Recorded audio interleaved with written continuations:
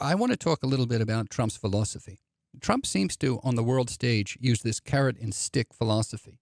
He deals with adversaries using a carrot and stick logic. He did the same thing with North Korea, the same signature. And the question is whether this is working. That's what we're really talking about here. Is this stuff working? It doesn't yet seem to be working. What does he do? He starts off with public pressure. Like he's going to say a lot of mean and nasty stuff. What they used to call the North Korean guy the little rocket man or something like that. I mean, you get all this talk about I'm going to obliterate you. We could take you out at 10 minutes or something. You get all this. Here's the stick. Right. But then what he says is, listen, if you do a deal with me and you listen to what I say, we're going to make you rich. Like for example, you could be a very rich country. We take all the sanctions off, and so he promises that. Now, if the leadership of Iran behaves badly, then it's going to be a very, very bad day for them. But hopefully they're smart, and hopefully they really care for their people and not themselves. And hopefully we can get Iran back onto an economic track that's fantastic, where they're a really wealthy nation, which would be a wonderful thing. All those things I want to do.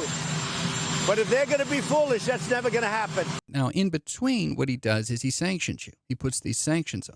So there's this tough economic sanctions. And I haven't looked at this closely, but I think it's possible that maybe Trump is doing the sanctions a little better or a little tougher than other administrations in the past. The argument would be that he has a little more knowledge about global finance.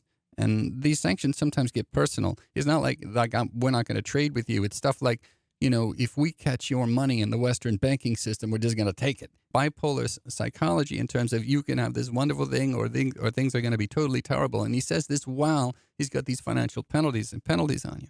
And said any attack by Iran on anything American will be met with great and overwhelming force. In some areas, overwhelming will mean obliteration. We all worry that he would bumble into a war. This morning, the Iranian president personally insulted our president.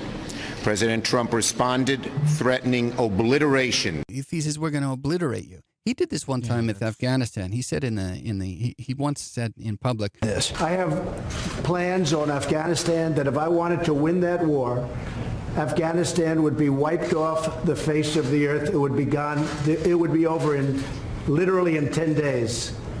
And I don't want to do that. I don't want to go that route. That almost suggests nuclear weapons, right? And so presidents don't normally talk. Don't say that. No, well, they don't. In the past, they've never normally talked that way. The question that I have, and we're going to get into this in detail, but is this stuff working? You'll notice that when it's trade agreements or with China or something, in that context, there's not talk about bombs, but there is a similar kind of logic that's talked.